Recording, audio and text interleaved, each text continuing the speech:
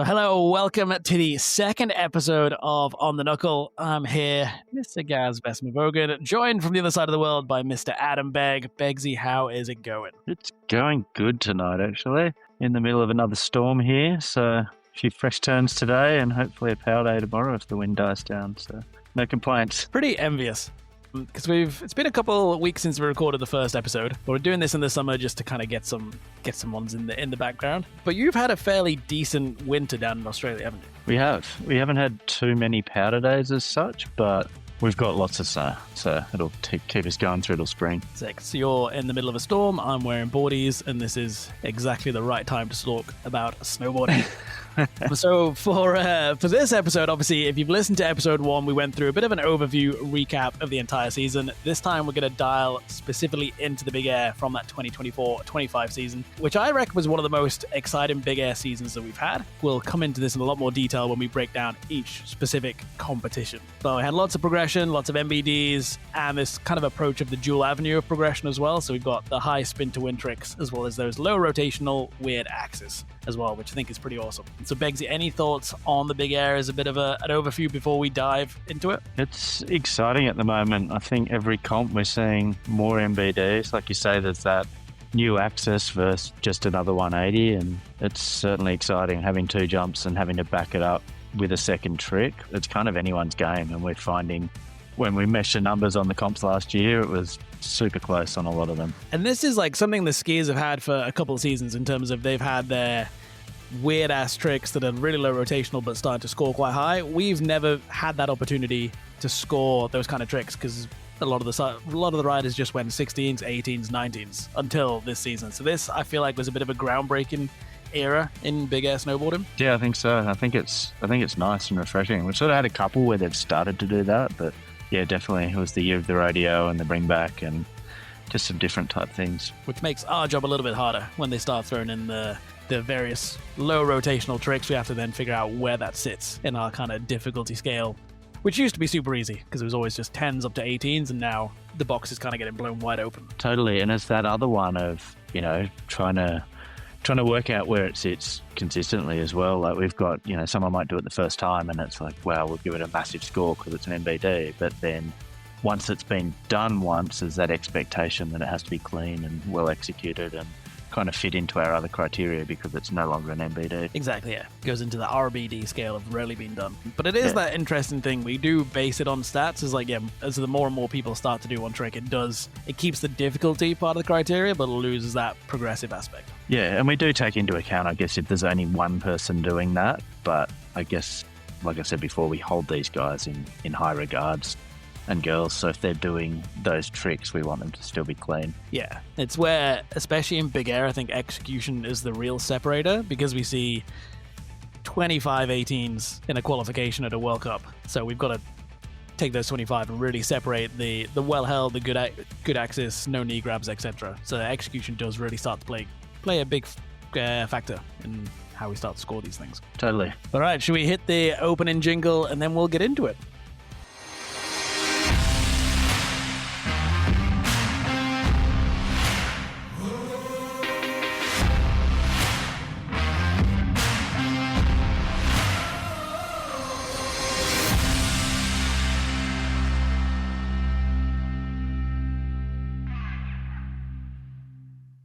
All right, so just for any people that are new to the world of Big Air World Cups, we run on a slightly different format than it used to 10 years ago, for example. Beggsy, as our resident head judge on the World Cup Tour, this is something you've done in all the team captains meetings, but do you want to take us through the Big Air World Cup format? So currently the format for Big Air it's a 2 out of 3 jumps, so 2 scores combined out of 3, and the 2 counting tricks must be different directions. So for the men, that's clockwise and anti-clockwise. For the women, it's the best 2 of 4 directions.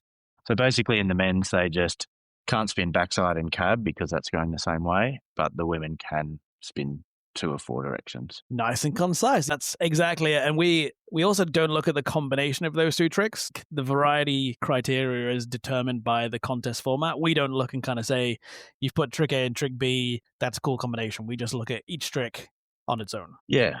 And so I guess looking at how we judge it, we're trying to be as transparent as we can for the riders, the coaches, the viewers. We're trying to keep it very consistent from one comp to the next. So the scores won't actually stay the same because the range is different depending on the size of jumps. But we do try and keep similar tricks, similar scores. So, you'll be seeing a bunch of 18s, like you said before, and they'll be within a certain range unless there's an outlier because of a different grab or something that holds it to you, like it's unique or of a higher standard. But generally, they'll sort of all sit together.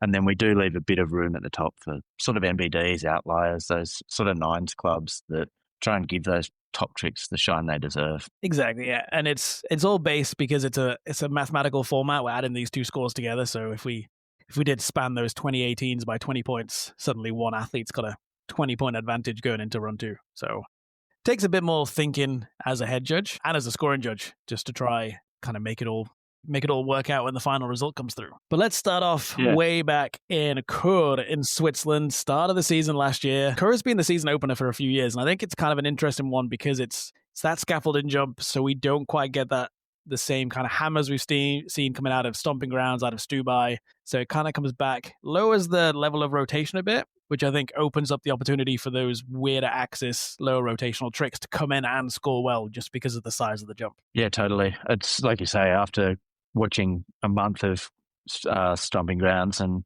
Prime Park, you kind of go into core all pumped to see all these things you've been seeing on the internet. And yeah, the jump dictates the tricks at that one. And often with the weather and the way that scaffolding is, that people are just trying to, I guess, hang on and do the best trick they can for that course. Exactly, yeah. And it's almost anticlimactic in a sense. But then it tends to make it such a big final because we're starting to see all these tricks laced down. I think out of 10 men's riders, just looking through the results from last year, there was only 3 that didn't have an 18. Oh, maybe only 2. No, 3 that didn't have an 18 as one of their 2 tricks. And more like several riders had 2 18s, which kind of sets the stage for the rest of the season when the 18s are becoming that comfortable for the riders to do. Yeah, totally. And yeah, I think it was a Taiga that won that one with 2 18s. So they were definitely throwing down. So our men's podium, just because that's the first thing on our little episode notes we've got, is Taiga winning with cab 18 front 18, Rocco with a switchback 16 and a Rubik's flip, Man with a front 18 bloody Dracula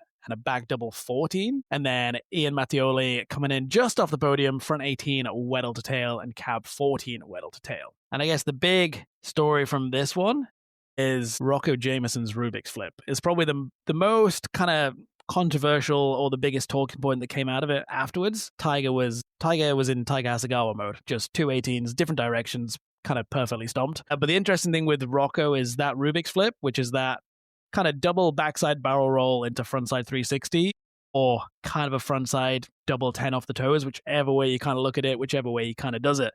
The interesting thing was that was called as a backside trick on the day because it is a backside kind of takeoff. But it was argued by a lot of the community that it should have been frontside, and then that wouldn't work too well with the switch backside rotation of his second trick. So this is, I think, the first example of where the progression of the sport's shown that we've outgrown the current Big Air format, where we're based off clockwise and counterclockwise rotations. Yeah, I think, like you say, this opened up the conversation for having a C trick.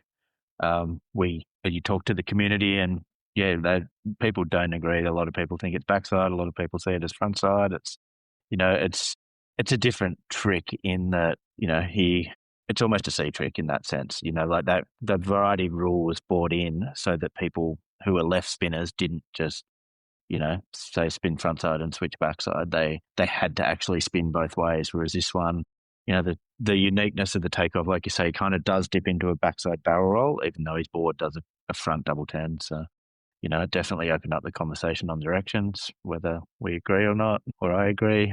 I wasn't there at that one, so, we'll take it as it.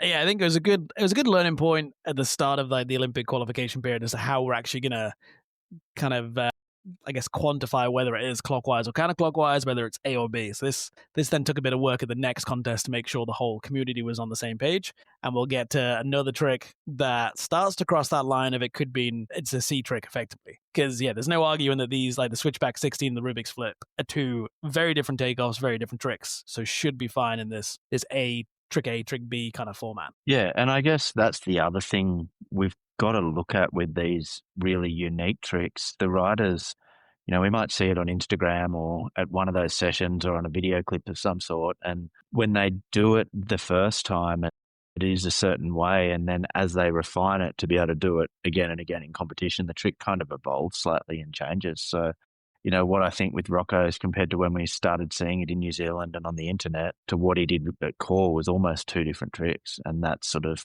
for me, I guess why I sit more on the front side of the fence from core, because the one he actually did then, if you watch the board, is more of a frontside double 10 Todio type of thing. It's even though he dips his body backside to take off, the actual rotation of his board's frontside, which is very different to say what he was putting up 3 months before that on the internet and in New Zealand. Yeah, because on the internet it was way more kind of pretzely out rather than it being the board kind of sticking, nose pointing forward the whole way through and then spinning frontside at the end. So yeah. Yes, I guess that's the importance of us watching training and trying to figure it out and getting a bit of a heads up before we actually see it live in contest. Yeah, and that goes back to what I was saying before too, with the starting to hold him to high standards. That trick was done once and it scored quite well at that comp. And should he execute it the same again, it may be scored a little bit differently. It's not one of those ones where you're going to go, hey, it's an MBD. Like when you start to break down some of the criteria in that trick, like whilst the mechanics change slightly, the grab is quite short. So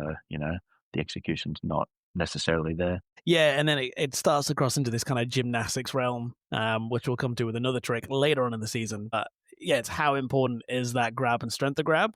And we've always looked at execution. The grab should be held throughout the rotation to reward it for that execution. It shouldn't be a checkbox exercise of just like touch and release and then ballerina your way out of it, which is possibly why he stopped doing this trick after he only did it once last season. That was here in Chur. Got him on the podium. I think that was his first World Cup podium, if I remember correctly. Yeah. So, got that on the stat sheet. Yeah, it did the job nicely and led us into a good conversation afterwards. And then in third place, we had Roman. And you have kind of an interesting point on Roman because Roman Aleman does the bloody Dracula grab, which I think anyone over 20 will agree that this is a really hard grab to physically get your body into. I've got no chance with my back how it currently is, but it's effectively you get a tindy and then the front hand goes to the tailfish bit of the board. Yeah. How Roman does it, I guess the true way of doing it would be both hands to the tail but behind your back rather than reaching both hands in the same direction. Yeah, totally agree. I think my shoulders would fall off trying it in my current state, but I don't think anyone will disagree with the difficulty in that trick and how it blocks the rotation and just how hard it is to go a rotation as big as an 18 with that trick. I guess for me, I look at it in that we talk frequency, we talk criteria. The first person to do that was Kyle Mack. If you were to Google a photo of Kyle Mack from Pyeongchang when he did it on a front 14.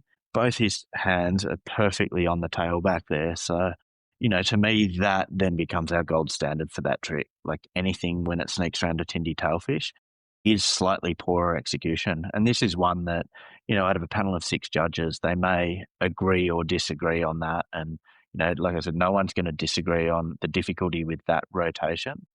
There will be a few people that, don't reward tindy tailfish. Yeah, and if you're kind of new to this and you're wondering why we don't reward tindies and tailfishes, it's not necessarily an illegal grab, but the area of the board that we reward the grabs for are between the bindings and the tip and the tail. If you start sneaking around between the nose of the board and the binding for a weddle or a mute grab and it's outside the bindings, we just don't reward that for execution because it's poor execution. It makes the trick easier. That's kind of the first area.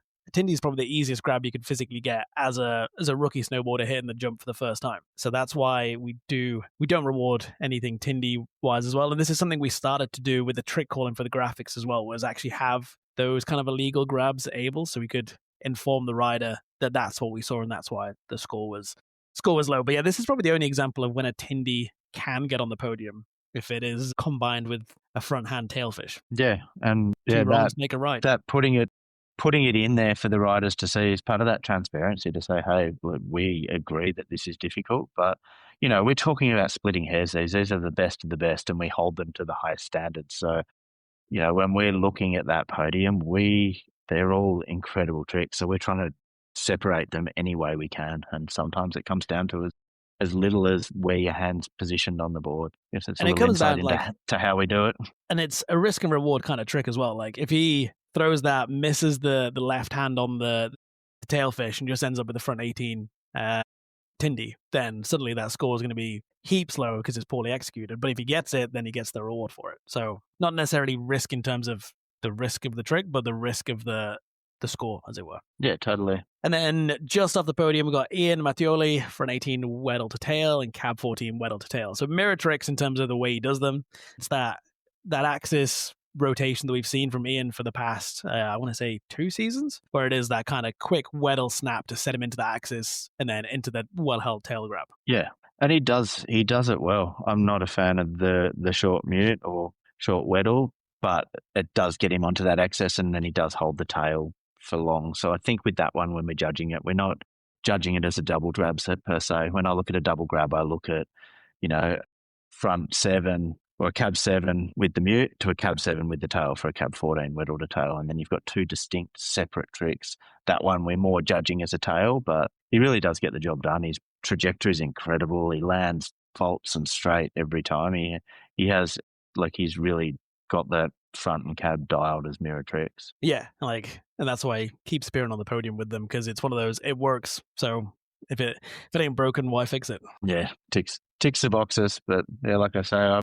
perfectionist. So I prefer just the one grab on that particular one. And I guess before we move on to the women's from Chur, the other thing to talk about from men's was the low score on Marcus's nollie back shifty front 10. And this, it just kind of got missed by the cameras. Like, we can only ever judge what we see. And in Chur, it was raining, it was nighttime, camera angles weren't ideal, and limited access to replay meant that kind of nollie shifty that adds so much into that trick just got kind of missed, so it wasn't able to be evaluated by our judges on the day. Yeah, it's unfortunate, because for me, I spoke to a few people and they said they would have had it into the 80s. For me, I'd be going into the 90s. Like, that trick was probably one of the tricks of the day on that jump for me. Like, it was incredible. Not only did he kind of nollie it, but he did this almost backside butter as he went off the takeoff into it. Like, it was, as far as MVDs go, it was something we've never seen before. That jump, like, whilst the rotation was down, that trick's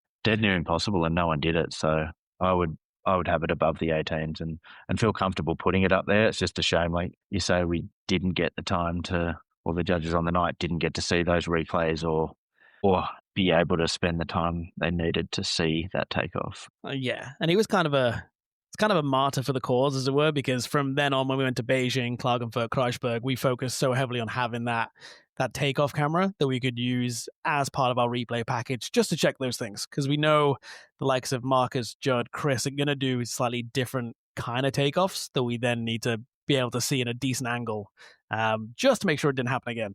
It was something I apologized to Marcus for in Beijing at our riders meeting, just because it was missed. And we talked about like this dual avenue of Big Air, and this is a perfect example where it's a 1080, but it's going to be scoring up there with the 18s, because this tiny element of the takeoff suddenly changes the whole difficulty and progressivity. Is that even an English word? Progression of the trick. So, and I kind of like felt bad. It still came out as a 76.5, which, when you consider that like a switchback 16 was an 83, it's still in the right kind of realm, but it should have had that boost up into probably the 90s with the 18s. It's one of those, we didn't want to miss out and acknowledge to the riders that we'd scored that trick as it was. Kind of want to put the hands up and say, like, no, we would have rewarded it more had we seen it, just so we do encourage both these avenues of progression. Yeah, and it's a good one to go into how little time we have in the moment or access to resources.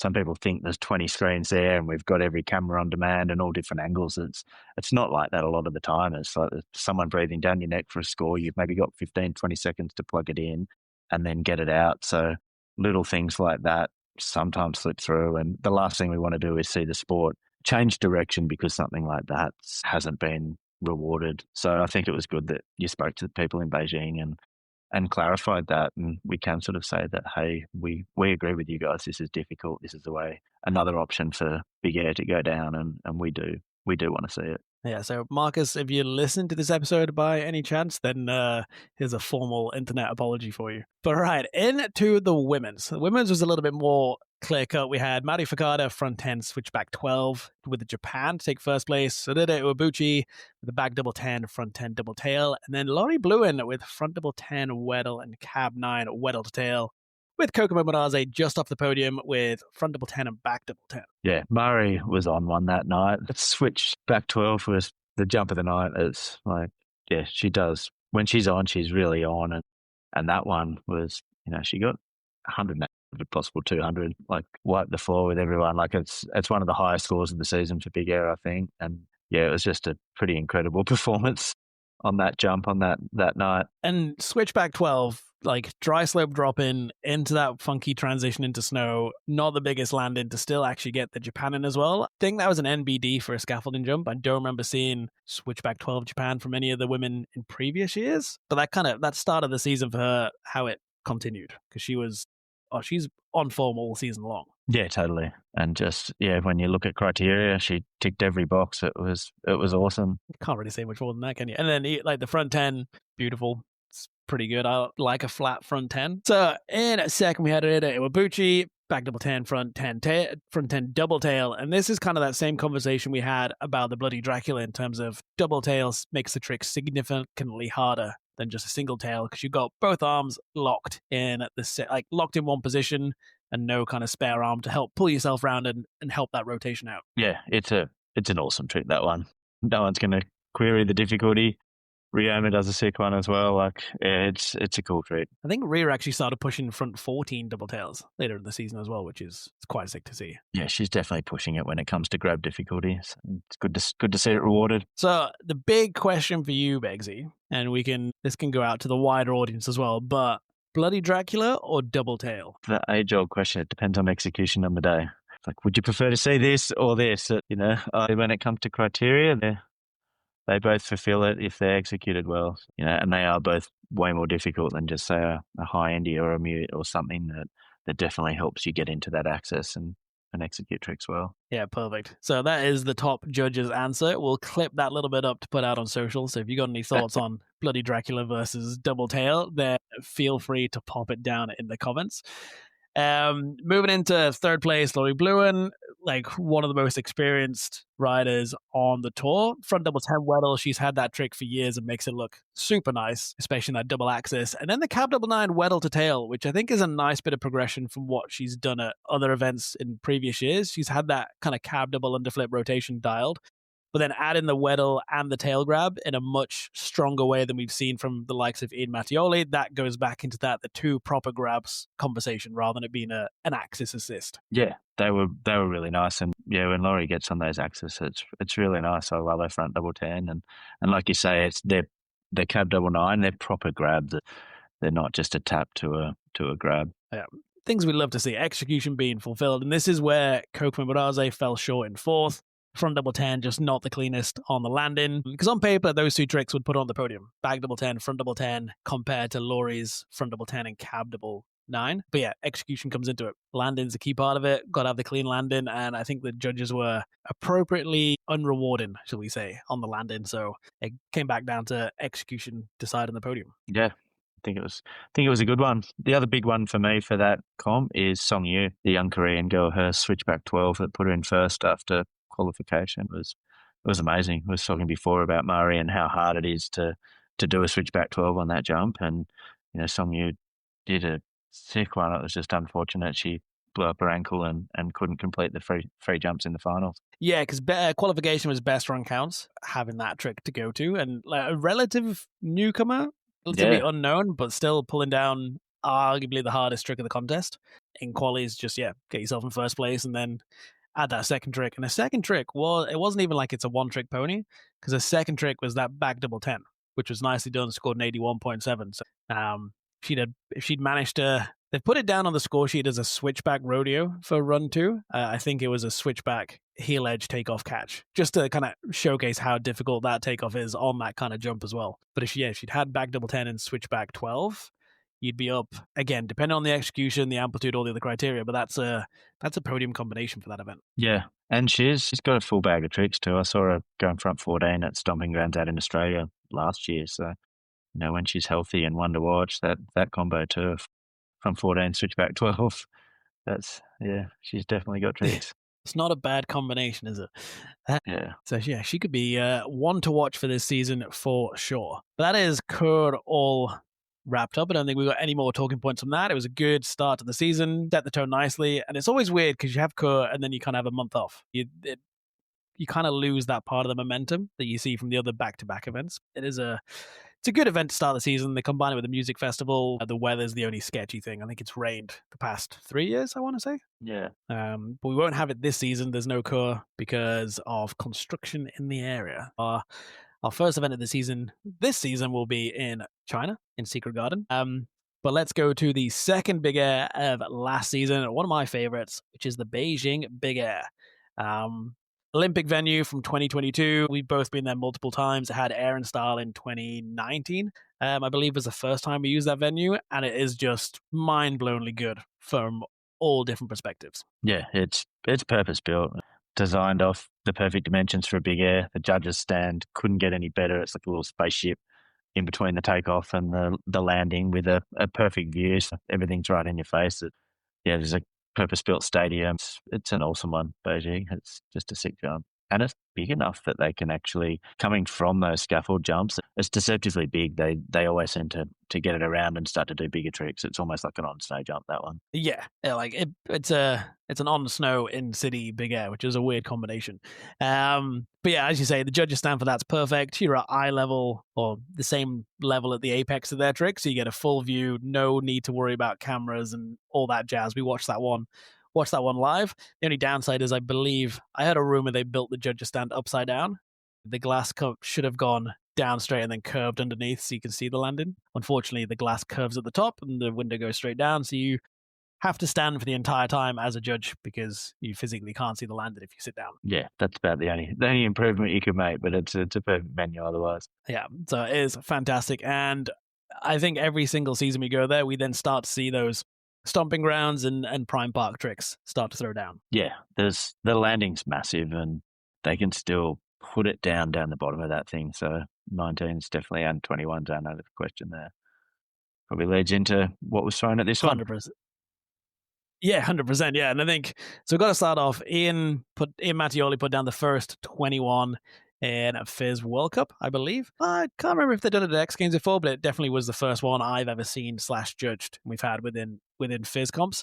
And it's that same axis we talked about for the 18, but my God, did he lace that one together. Like, it was beautiful. We saw the trick the year before at Stomping Grounds, just as part of Prime Park, and the execution in Beijing was significantly better. If you watch in Prime Park, he lets go like 7:20 before the landing. This one, he held it all the way through, clean stomp, and clean right away. So that was undoubtedly the trick of the night for sure.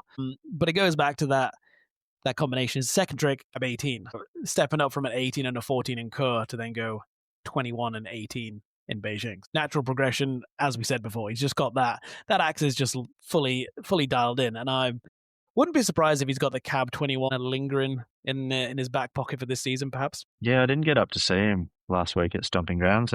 He was up there with a few of the guys, and the jump and the weather's been pretty good. So I haven't heard any whisperings, but it wouldn't surprise me if it's there. And with that one, when he did that 21, his landing was bolts and perfect. And I think the other thing that we talk about with that Beijing Air venue being eyes on is you really get a feel for that trajectory. Like, you can see if a rider's low on a trick, and Ian, he does have good pop when he does both of his ones. So that probably plays into the scores when you look at it. Yeah, that amplitude criteria is definitely fulfilled. And we always talk a lot about when we always get asked, like, what's better? Is it better to do a flat rotation or a corked rotation? And the common theme is as soon as you start going to higher rotations with flat, it gets so much harder to stop that rotation, land and ride away clean. You really have to just bolt the toe edge in and just have some element of core strength to stop it kind of swinging through. And to do a 21 and land that clean is impressive. We see people do 18s and be unable to hang on. So Ian's just in another league when it comes to landing those frontside. But Hiroto was our winner. Ian came in second with the 21-18 combo. I think his cab 18 was a little bit short grabbed, if I remember correctly. So the execution was what dropped him down. Hiroto Ogiwara, back 18 Indy, front triple 18 Weddle, picture perfect Hiroto style. And the bit I liked, and this is what we spoke about, something we don't get to judge in Big Air is the variety of the tricks. But like looking at it on paper, because one was flat, one was triple, it's quite nice that the maths worked out in the right way. Because two very different tricks, both well executed, both absolutely huge. And I think if I remember correctly, he had the victory lap as well and still tried to chuck the backside. I think it was backside 21 he went for. Even though he had the win in the bag and just, had seen Ian do it, and then 21s are a contest trick now. Yeah, that seems like typical Hirota. He's got a trick in his head and he just wants to go and do it. It's like we saw it at X Games last year. I've seen it when he trains. It's like if that's the trick he's going to do, he's going to have a swing at it. And it was good to see. Yeah, super, super sick. And this was the one where we had that conversation with the riders beforehand, determining how we're looking at those different rotations, just because we'd had that conversation, or the incident in Chur with Rocco's trick. And this was where the wording came out that as soon as a trick went one direction horizontally, that would then determine whether it was a clockwise or counterclockwise rotation. Just to throw that one into the mix, that we were very cautious and just paying a lot of attention to the directions as the judges there, because we'd seen the fallout from Chur. But we didn't have any. The only weird axis trick we had was the switchback double rodeo 12 nose grab from even Shirkers. And that's a special trick, that one. I love it. It's a bit of a throwback. I remember Mickey Albon was the first to sort of experiment with that axis. He kind of did a 270 off a cliff into a backside rodeo, and it was the first time I'd ever seen two different tricks kind of linked together, like a flat spin into a rodeo or an off-axis spin. The way Oivan does it, he does it on his front 18s too, where he sort of spins, almost a 450 before dropping into that axis, and it just allows him to get on a slightly different trajectory than you get just going straight into it off takeoff. And the switch rodeo for him, it's only a 1260, but it competes with the 18s, and there's a reason we're not seeing anyone really do it on that axis or like that. It's difficult, it's unique, I love it. So yeah, it's got a lot of progression, because we've only seen two riders do that trick, Frank Jobin and Oivan.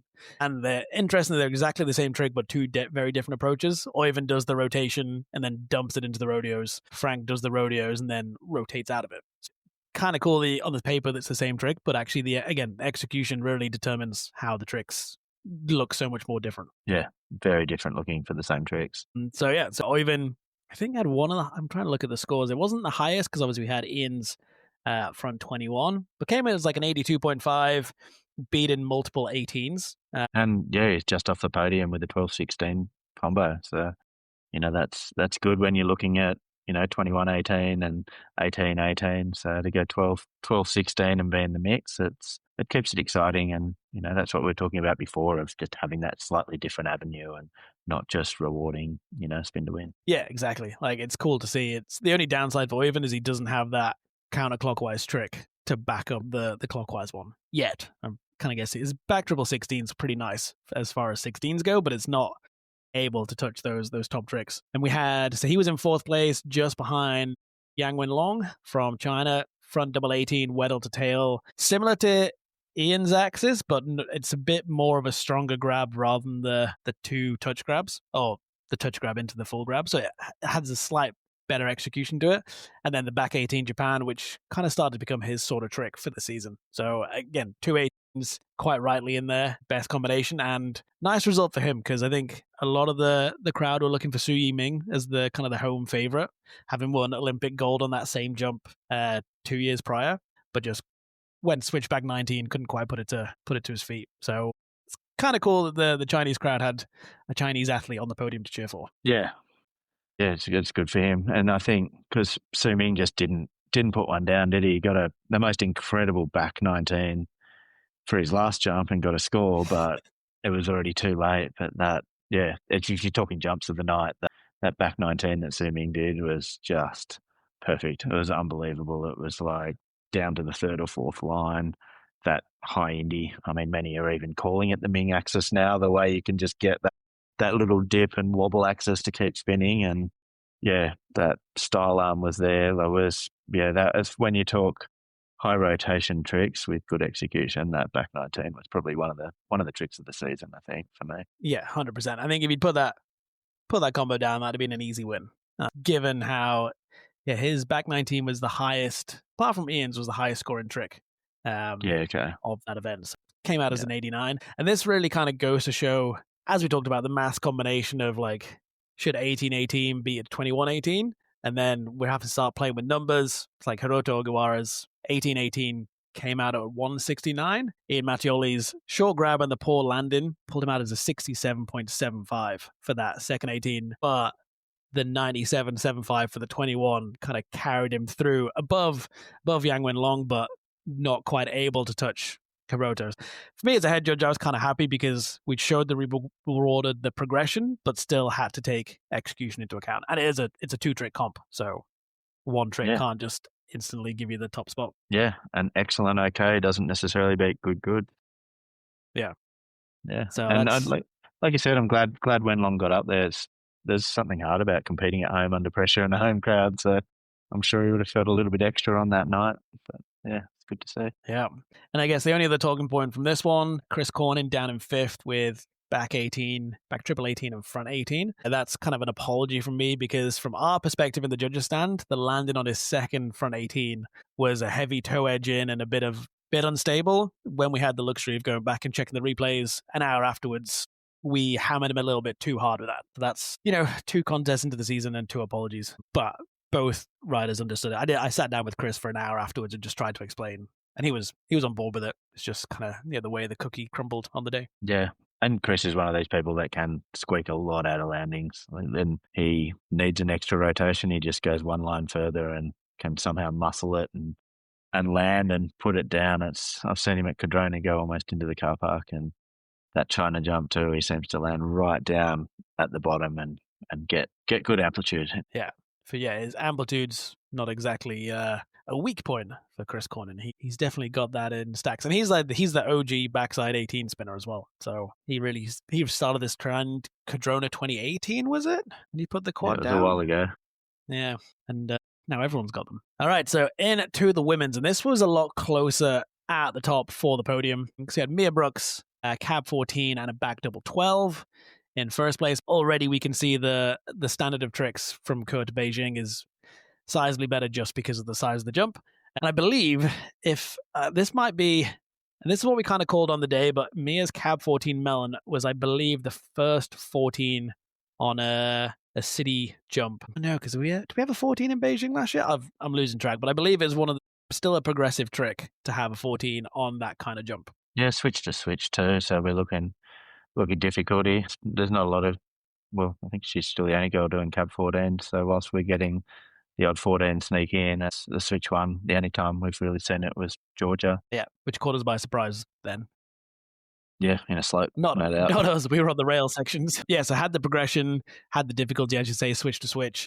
Yeah, second place Murray for that one. Switch back double 12. We'll switch back 12 Japan. Spoke about it from core. So that's a good one for her. It's a really nice. She just does it well. It's going to be a moneymaker for her, I think. And then backing up with a front 14. Yeah, and I think the key separator here, because so both Mia and Mary had 12s and 14s, but it was the landing on Mary's front 14 that was just a little bit edge heavy, so we just had to pull her down a little bit. Before the landing, we actually had it scoring higher than the cab 14, even though it's forward to forward, it was just better executed in the air, but not as well executed on the landing, and that was kind of where that balance came in a little bit. So that's what split the podium, or split the win, I should say. And then we go to Anna Gasser in third, cab triple 12 with the drunk driver, and then the back double 10 melon, kind of Anna's staple back double 10, but pretty solid. And and the cab 12 is pretty interesting. Yeah, it's one of the tricks of the night for me. Anna used to really sort of go cab 90 and flip her cab triple 12s, and then this one and all of them this season, she's unlocked the new axis. And the drunk driver, when she gets a grab and she holds it for the full duration. She pretty much held it for the full 1260. The axis was really great. She went to the third line. The grab was great. The amplitude was great. It was a thing of beauty, that cab triple 12. And whilst it might not have been quite as technical as the other, it was probably the most perfect jump of the night for me. Yeah, the execution really kind of stood out for that one, and just her consistency with this trick, as you say, we saw this multiple times through the season. It's cool to see she's unlocked that, because the execution and the difficulty of being on that kind of dipped axis just adds a lot more than the previous triple underflip that we saw. So that was really cool to see. A very clean-cut podium as well when we look at that points-wise from Beijing. And yeah, I think that's kind of Beijing nicely wrapped up. The only one, it was Taiga was the only one we haven't spoken about in the men's side of things. Taiga Hasagawa just came out swinging in run one, shall we say. Went for basically went for back-to-back 19s, just like we saw from Su Yiming. But yeah, cab 19 Weddle just couldn't put it down on the first attempt, got it down on the second attempt, and then didn't have the two swings at the switchback 19. Yeah, if he'd got that switchback 19, it would have been a conversation starter, that's for sure. A 19-19 combo, and it's just, he was unlucky, but he had a crack. But again, it's mad that we're now seeing... Yeah, looking at that too, I just pulled the results up. I'm like, the bottom three people all tried to go 19. It's Ryoma and Su Yiming. So there was a slew of 19s and 21s at that one coming off core, and I guess it really set the tone to go into the season. Yeah, it is that staple, and I think it's kind of the smart approach in a way, because you've seen the amount of people that in qualification were doing 18s. So an 18 on its own might not necessarily be good enough. So you got 3 runs, 3 attempts, just start with the 19s, kind of fully go all in for it. It's probably kind of a smart play if you can get one of them down. Fortunately, Taiga and Su couldn't quite get them down, but yeah, as you say, it sets the bar that this is probably what we're going to be looking at this season coming in. Yeah, and that leads into Klagenfurt. Yeah, where I was head judge again. I think this was the Chur jump, just in a stadium rather than a festival, if I remember correctly. The dimension seemed very similar. Pretty sure I heard someone say it's the exact same scaffolding, so nice for the riders to get a second attempt at that same kind of jump. Atmosphere from the comp was awesome, because I think they had 10 to 15,000 stacked out in the Klagenfurt football stadium. I didn't even know Klagenfurt had a football team, but yeah. Yeah, that's good. Stadium Big Airs are cool. I love the vibe and the atmosphere when they do that. Yeah, and I actually sent my dad a photo from there because he's a big football fan, or soccer, for any of our American listeners. And I sent him a photo to be like, look, I'm officiating in a football stadium. Is Australia soccer as well? Oh yeah, because you call rugby football, don't you? Yeah. But anyway, moving away from soccer, because this is way more exciting. Interesting how much the level had stepped up from Chur, given this is only 3 months afterwards, same jump, just with a bit more riding time, I guess, across the season. But this is where we had, from the men's side of things, Taiga Hasagawa, cab 18, front 18, back on top of the podium. Ian Mattioli with the front 18 and the cab 18 this time. So stepping up 360 degrees from his Chur results. And then Oyvind Sherkus with that switchback, double rodeo 12 that we spoke about in Beijing, and the back triple 16 Indy. Again, on those, as we talked about, those smaller scaffolding jumps do give a bit of opportunity for these lower rotational tricks to have a bit of a standout moment. And then Cooper Hohn's cab 18 nose and front 14 Indy was just off the podium in 4th place. Yeah, it was a good one. Taiga back in the winning spot with back-to-back 18s. That's it. That's his staple. He's won many a big air with a cab and a front 18. I think both jumps he slightly just pipped out Ian's. Yeah, it was nice. And then Oyvind, again, we've spoken about his 2 tricks. The rodeo's a good one, and finally got a crack at the podium too on that one. So I think that was probably his first big air podium, or first World Cup podium, maybe. I would say, I think it was first World Cup podium. And it is interesting that. So going off the scoring is his switchback double rodeo was the highest scoring trick of the night. So higher than both the 18s, just coming down to execution and the axis. But yeah, both of Taiga's 18s trumped Ian's 18s. It's quite a nice comparison because the difficulty's relatively identical because it's front 18 and cab 18, but it just comes down to that execution of the grab. And we talk about the tail grab, how close it is to the hip, how much does it make the trick easier by being kind of pulled in, whereas Taiga's a bit more, because he goes mute or Indy depending on which way round he's going,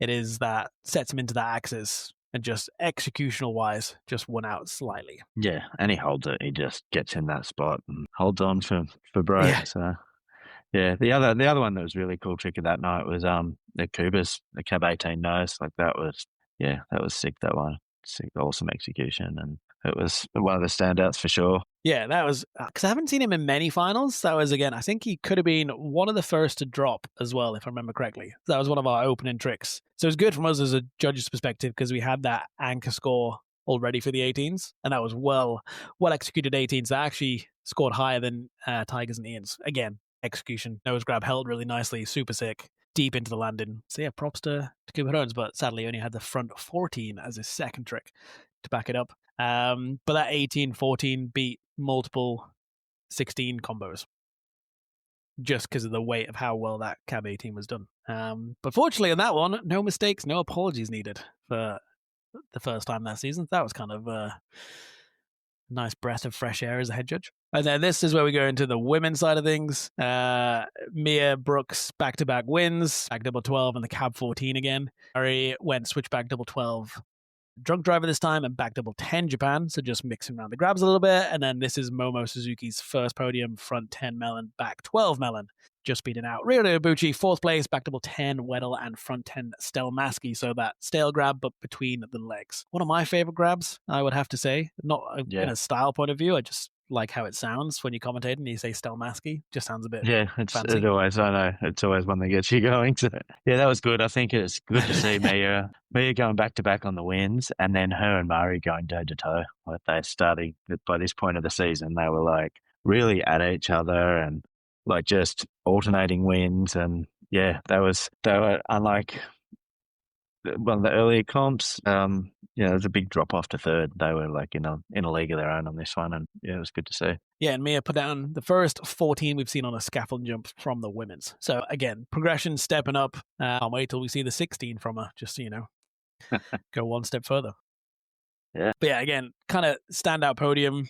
It was a little bit close, third and fourth. Again, execution being the bit that came through, and the difficulty of the back 12 from Momo Suzuki just carried her slightly ahead of Rira. The only shame for this one was that Anagasa couldn't quite put it down on the night, because it was her kind of home Big Air. I think she's from just around the corner, if I remember correctly.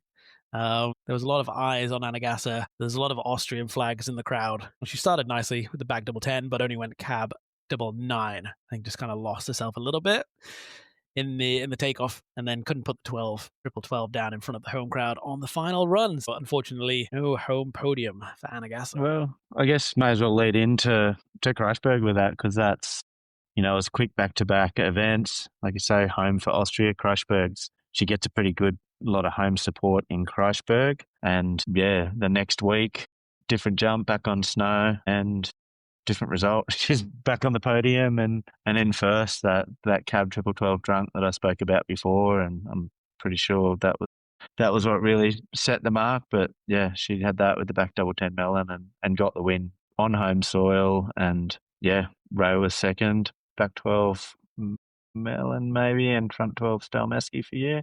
And then Mia was... What did Mia do in that one? Cab 9 stale and back 12. Lacking the difficulty on that cab rotation. I was actually commentating for this one rather than judging, so I had a nice perspective from back in London, and I just think Mia just didn't get her legs on. Fell on that back 12 first run, and I think that just kind of threw the strategy out of the window a little bit, because that's been a new direction for this season. She's done the cabs pretty well in previous seasons, and then just started to put the back 12 in. And I think Chan to Ben Kinnear afterwards, I think it was, just got in a bit of a mental block, because then she only had one attempt at the cab and one attempt at the backside. So it does kind of showcase how the strategy for this kind of event comes into play. Like, do you do your easy trick first, or easier trick first and get it out of the way and then have two shots of the harder trick? Or which way do you play it? We'll kind of find out as we chat with riders later in the season. We'll see what their approach is. Yeah, and she was probably in yellow for that one too, after a couple of back-to-back wins. So, there's probably that added pressure of wearing the yellow jersey and going up against Anna in the home crowd. So, yeah, maybe that played into it too. Yeah. So, yeah, I think at this point of the season in the overall rankings, I think we had Mia in first, Mary in second, just because Mia had won 2, Mary had only won 1. And I guess the only advantage here for Mia was she still retained that yellow bib, because Mary fell on the back 12. So only put 1 scoring run down. Because we obviously have all these World Cups. There is a fight for the overall title for Big Air, and then also for Park and Pipe as a whole. There is multiple awards throughout the season in terms of the combination of all the results put together. Yeah. And the other one with this one is Zoe coming off the bench. So she coming back off injury and, first comp back. Unfortunately, she didn't qualify for finals, which really opened it up. But this is sort of where we start to see a full field coming in for the rest of the season. So that's good. Yeah, because Zoi was that notable name missing in Chur, Beijing, Klagenfurt. I think almost had like a year out pretty much from contests with the injury because it was an ankle injury, if I remember correctly. Yeah. So yeah, as you say, yeah, good to see her back in a bib and yeah, not able to fully put down. Just missed off by a handful of points in qualification. Yeah, okay. But yeah, we had the likes of Hannah Carter in there as well. Also, she's another one coming through for Austria that's worth keeping an eye on. Yep, 6 front double Decent on her. front double 10. So there is quite a few names coming through. We're not just relying on the Mia versus Mary. Like this contest really showed that it's still up for grabs. Yeah. And then on to the men for this one. So I think, who was it? Wenlong. I think this was Yang Wenlong's first World Cup win. Yeah, kept his pace going from Beijing, and it was a good one. One to watch out for when he's on. He's kind of an exciting rider. And that night when there's a slew of 18s to put down a back 19 Japan is pretty sick. Yeah, and I remember, I think, because in the third run they reversed the order, so it's whoever's first gets to drop last. And I believe, if I remember correctly, Taiga Hasagawa was in first place after run 2, so he was the last one to drop. And then the one before him was Yang Wenlong and threw this back 19, and Taiga just didn't seem to have an answer because he just went back 1. Just kind of whether he'd mentally psyched himself out or just didn't think the jump was 19able. But I remember because I was commentating that one, I got everyone hyped up because I was like, Tiger's been bumped down into second. We're going to have a showdown. He's got 19s. And then it was just a back 1 and felt like a bit of an idiot. Yeah, I didn't remember that. But yeah, I guess he thought Wenlong had it. I still can't get to grips why, because we saw later in the season Taiga happy to go all the way down to the wire on run 3 when we get to Aspen on next comp. It just seemed such a strange call to just do the backside 1. It was a nice backside 1, but yeah, like I say, he's got the tricks. He just mustn't have been feeling it that night. And then third place was Kira. He's got a really nice back 18 on him. So that was a high scorer. And he switched back 16 for his second jump, but yeah, he's held down third pretty good. And then Carlo, interesting one, back-to-back 16s, the mirror trick that he's had good results for a while within Big Air, and it paid well for him here. So that's good to see he's still in the mix. Yeah, and I always find Kalle Arvelito from Finland such an interesting rider because he's on or he's off. Like, it doesn't seem to mish anywhere in the middle. He's either got it or doesn't have a clue about how to hit the jump, which I think is he had the trouble in Beijing, just couldn't quite fathom that jump out, or Klagenfurt. One of the two of those just wasn't quite riding well. So yeah, actually cool to see him 4th place, best result of the season. I don't think he's got a podium in him, but yeah, cool to see him with the big guns. It was an interesting finals lineup though. And yeah, totally. Su Yiming down there didn't have the tricks yet again. So, and I guess something worth noting on those 16s from Carle is they're totally mirrored, but just the axis and the way he falls out of that last rotation, it's kind of their unique 16s. They're really cool. I think they're just slightly different and very unique to him, but he certainly does them well. Exactly, yeah. And looking at the points wise, even though they're just 16s, if you compare them to the other 16s, he's getting a few extra points for each one because of that execution, that kind of the progression in there as such, a slightly different axis. So it's a minor detail, but it's a minor detail that gets rewarded. So yeah, it's a Kreischberg. Neither of us were there, so we can't kind of go into too much detail with it. Just kind of these are our observations from a sofa perspective. But any other thoughts on Kreischberg, or should we skip forward into Aspen? Let's skip forward to Aspen. It's a season finale for the ages. It was mind-blowing, that one, I think. It's, let's go. Sunny. All the field was there, straight off at Big X Games, and good jump. That's as good as it gets for Big Air, I think, and an exciting one to be a part of. Yeah, and you were head judge for this one as well, weren't you? So we had almost our full Olympic panel, if I remember correctly. There's just a couple that we had to sub in and out just because of the schedule. But yeah, as you say, beautiful weather for qualies and for finals. And if I remember correctly, it was shorts weather. I think that was the day I took a little lap in shorts. You're in shorts, but yeah, it was special, that one. It was just one of those comps you're just glad you got to watch as a spectator, but to be involved in. Eli was just amazing. Some of the tricks from training, even there's still one in there that I think about.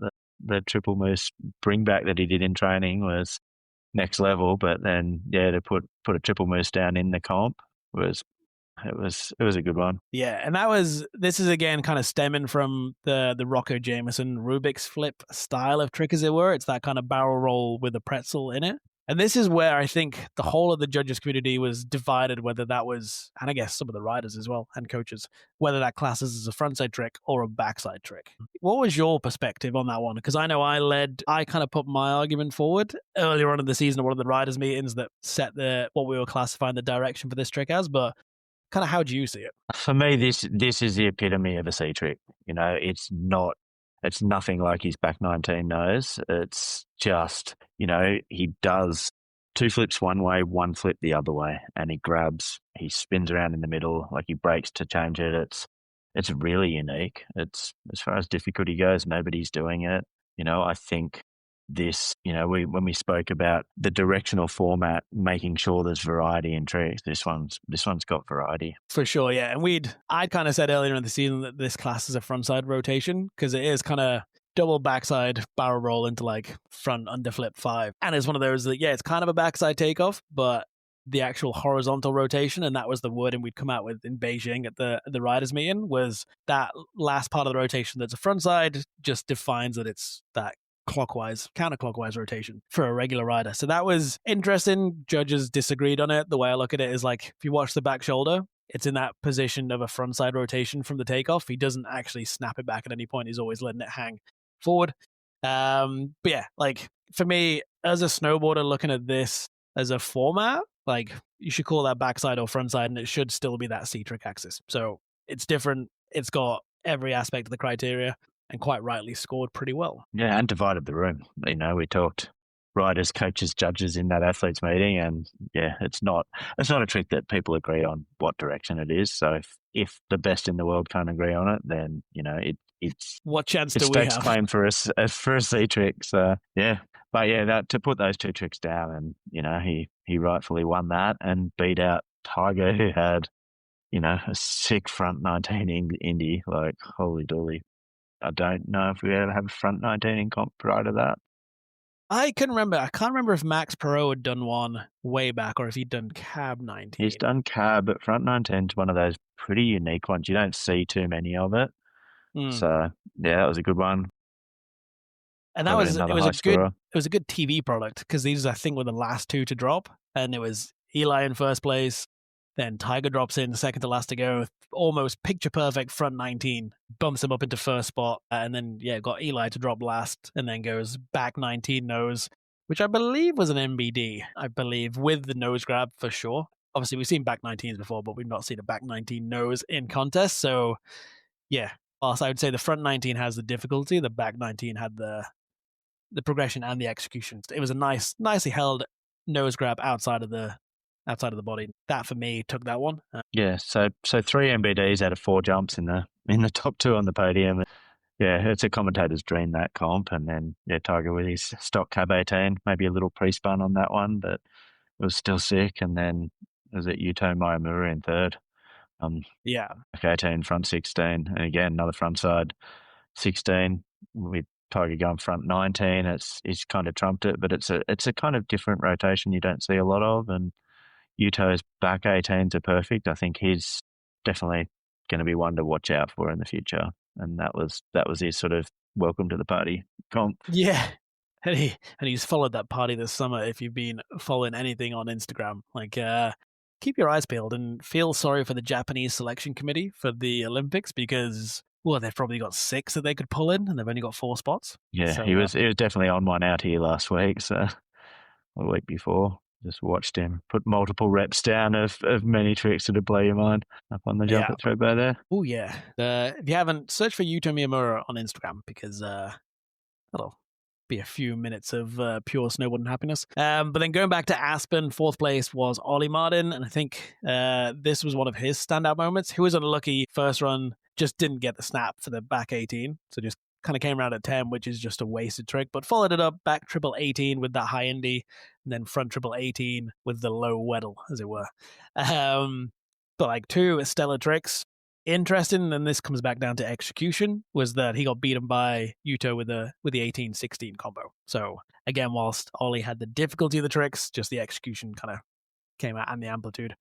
But yeah, Ollie Martin really came to the contest circuit this year. Like, he's been one of those standout riders just to keep your eyes on. Like, and I think it's really interesting. He's got these standout tricks. He's got the high rotational spin to win tricks, but then he's also one of the riders pushing the slightly more progressive tricks that we haven't yet seen in contest. But the kind of the pullback rotations. Yeah, he showed up meaning business at this one. We watched him at Dubai and we saw him. Yeah, he sort of announced his presence at that Dubai jump, and then this was the comp that he really he was unlucky not to get on the podium, but he really made his presence known. And the way he does his 18s, in the air, they're good. He's got the high Indy, and he never knee hooks.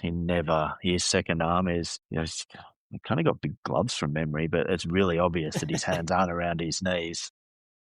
He's quite got a fake tall kid. He's quite a tall kid, but yeah, he's like he does those tricks proper. So yeah, he's another one that's from this point on. Actually, I think he ended the conversation. He went on to the podium at Calgary and again at World Champs, and really make his presence known. And now he's probably going to be in the conversation for the next 12 months too. Yeah, 100%. He's definitely one to keep your eyes on as we go towards Milano. It's really interesting actually chatting to the US coaches about Ollie after Calgary when he won his first World Cup in the slopestyle. But I think they were saying that he didn't have enough quota points to get to World Champs. They kind of needed certain things to fall into place. But it was like finished fourth in Aspen, then won a slopestyle, and suddenly still was low down the field in terms of those overall WSPL points, as it were, the World Snowboard Points List. So it's interesting how, like, with the way that the quota system works, that even if you just get a couple results in, you need that consistency of the likes of Taiga, Hasagawa, Red Gerard, Mark Morris to get those spots for the World Champs and the Olympics.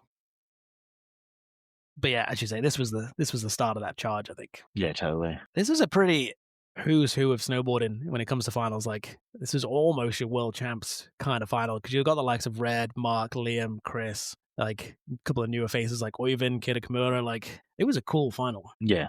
And yeah, like I said before, the weather, the jump, the tricks. Like, Oyvind had a front sort of triple 18 in there that was, the reverse of his back. He kind of spun into it and then grabbed Indy, but it kind of sent him into this crazy rodeo axis. And, that's a trick that, we hadn't really seen before. So there was another NBD sort of sneaking in there as far as axes go. Like, it was one hell of a comp, Aspen. Yeah. And I think that was pretty smart tactical riding from Oyvind, because you see the size of the jump. As you say, they've had X Games, they had slopestyle on the same jump. So they've had the best part of, 10, 12 days of hitting this. So you kind of knew what to expect. And I think this is me just guesstimating, but Oyvind probably realized that the switchback rodeo wasn't going to be enough to get him that kind of points, because we're going to see 19s. We could even have seen a 21. So chose to go for this new axis on the front triple 18. Like, kind of smart ride and paid out quite nicely with that one. Yeah. And in terms of the points for that trick. Totally. And I think this comp, we've spoken about the rest of the season and we're starting to see 21s creep in. And, this comp in particular, there wasn't a slew of 21s. Like, the jump was massive and perfect. And we'd seen even a 23 the week before at X Games. But this was the perfect example of just diverting out a little bit. We've got a triple moose that's an NBD. We've got a back 19 nose NBD. Frontside 19 from Taiga. And then, Ollie James with his back triple 18. Like, they're just the way people chose to do the axes, or even front triple 18. Like, the tricks were slightly more unique, and it wasn't that stock, we're all just going to huck 21s and 23s here. So that was probably the other thing that made it such a special comp too, I think. Yeah, like, there's so much, whilst they're all on paper the same trick, they're not the same trick in the slightest. And I think that was it's the joy of judging it, as we get to actually kind of decipher it and really evaluate those tiny little differences. Which is really this was a good one for it. Aspen was the one. Did you say this was one of your highlights of the season? Yeah. And I felt we all knew it. Like, even before they started chucking like they did, like, we woke up and like we knew we'd been on that course for a week already, but just the weather was just prime. Like, competition can be hard sometimes. It's night, it's cold, it's icy, it's blowy. Like, we have all sorts of weather in snowboarding. So when you wake up and it's on like that, it's just they're the days we live for. Yeah, makes the job fun. And then if we go And into the women's side, go on. Yeah, I was going to say, let's go into the women's. Because, and the right kind of words, but return of Olympic champion to the top of the podium. Zoi Sadowski-Synnott, switchback double 12, back double 10 in pure Zoe kind of style. Like, really nicely done, really clean. You can't even tell she's switch. Then with Kokomo Moraze, first podium of one of the first podiums of the season, if not the first, if I remember correctly. Cab triple 12, back double 10. And then Momo backing it up, front 10, back 10 in third place for Momo Suzuki. So again, this is where first two, like we've seen in Beijing, Klagenfurt, the first two were miles clear. But this time Zoe and Kokomo instead of Mia and Mari. Because Mia actually pulled out of this one. I believe just DNS, just too intense. Doing Klagenfurt, Kreischberg, X Games, Aspen was hell of a stint for a lot of these riders. But yeah, talk us through Zoe's, because she was the overall winner on this one. Yeah, switchback 12. It's a thing of beauty when she does it. It's like, like you said, you can barely even tell she's switch. Everything's smooth, everything's perfect. Like when she's on, she's one of the ones to beat. There's a reason why she's one of the big names in the sport. And yeah, that back double 10, it's perfect. Like inverted. Was a drunk driver on this one? Usually it's off a melon, but we saw her bottom of the slope style in Beijing go to the bottom and all the way to the car park on that. When it comes to clutch and she needs to put it down, she just seems to go that little bit bigger down to the fourth line and she really put them down. So, she puts that exclamation mark on that says, give me the score, and it works. Yeah, and if you compare to like Kokomo's back double 10, like her axis and execution is perfect, but the amplitude not quite there, and that's why Zoe scored a couple points extra, and that was kind of the differentiating factor between first and second was the back double 10s, because quarter of a point separated the switch 12s from Kokomo in cab into that cab triple axis, but Zoe's back double 10s just stand out.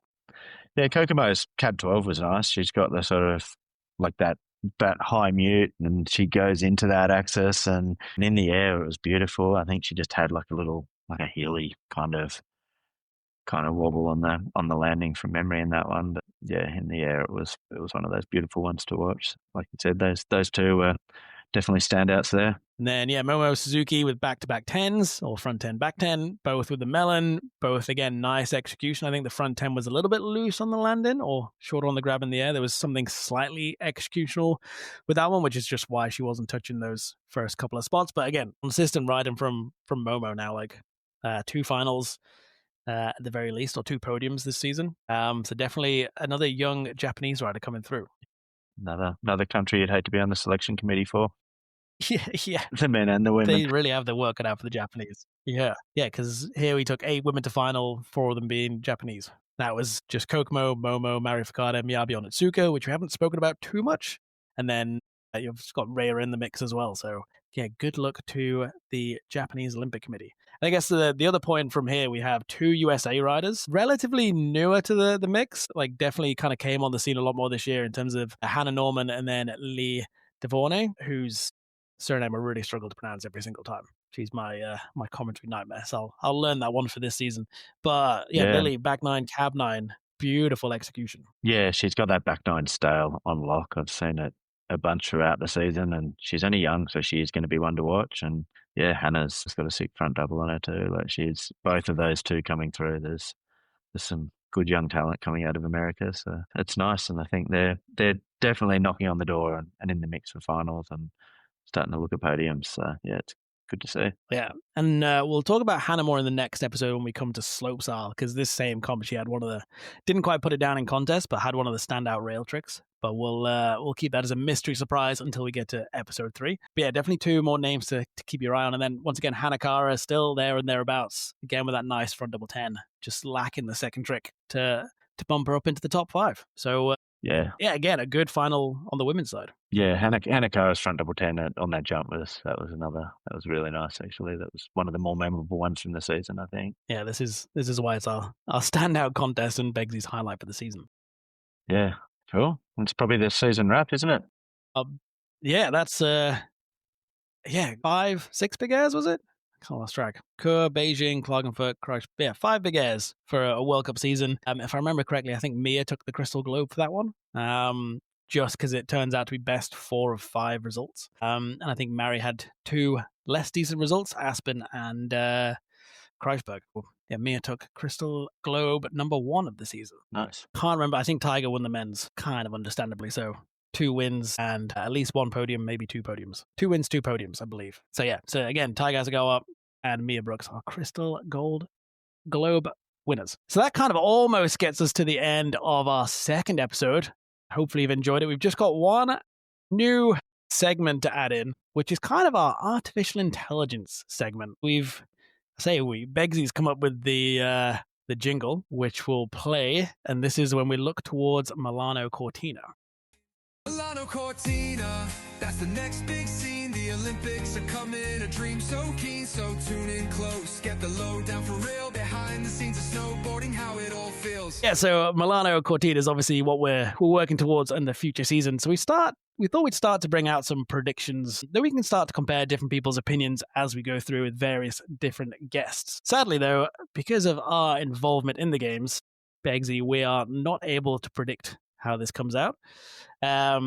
So we've gone to the fan favorite Chat GPT to see how Chat GPT thinks the predictions are going to come out. So for the women's Big Air, according to Chat GPT at the Olympics, gold will go to Kokomo Maraze, silver will go to Zoi Sadowski-Synnott, and bronze will go to Mia Brookes. Interesting. Yeah, and obviously we didn't talk about world champs in this episode because we'll come to that in a future one. But Chat GPT is going very based off results, apparently, but seems to have skipped through Mari's World Cup results. But yeah, it's interesting that Kokomo Maraze got the World Championship, and I think that is what ChatGPT has based itself off, which is intriguing. But that's how it comes out for the women. And for the men's, we've got Taiga Hasagawa in gold, Hiroto Ogiwara in silver, and Ollie Martin in bronze. Safe. Yeah, pretty safe predictions.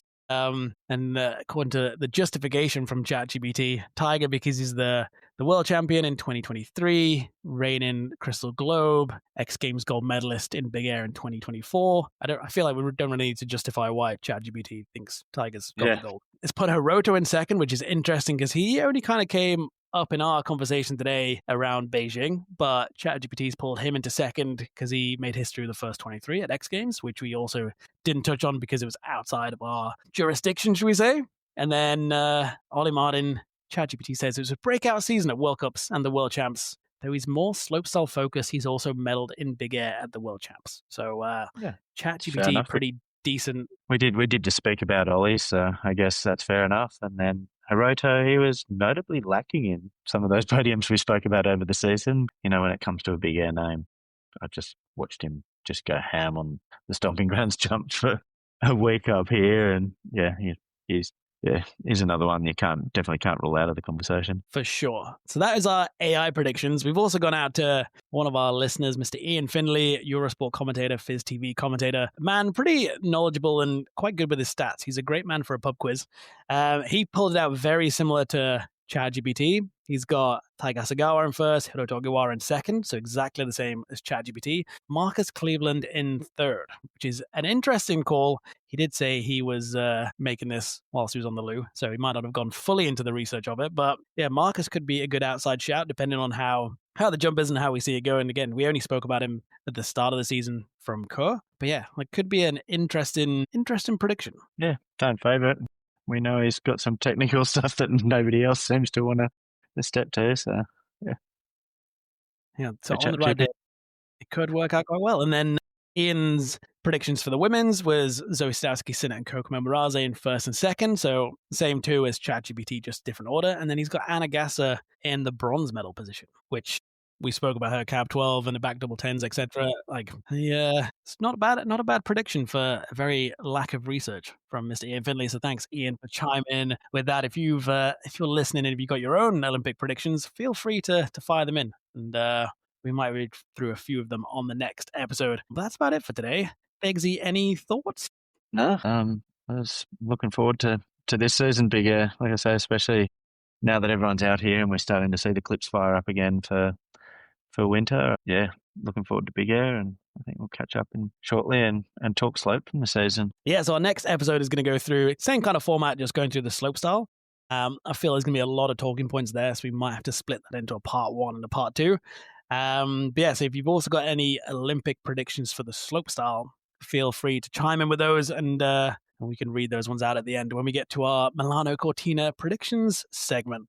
But yeah, that's it. Make sure if you have been enjoying the podcast, then feel free to follow us on Instagram. We're at On The Knuckle. Send us a DM, and we'll be back with episode 3 very shortly. But that's all from me, Mr. Gaz Vestman-Vogan. That's all from Adam Begg from the other side of the world, and can't wait to see you at some point during the season. Thank you. Catch you soon.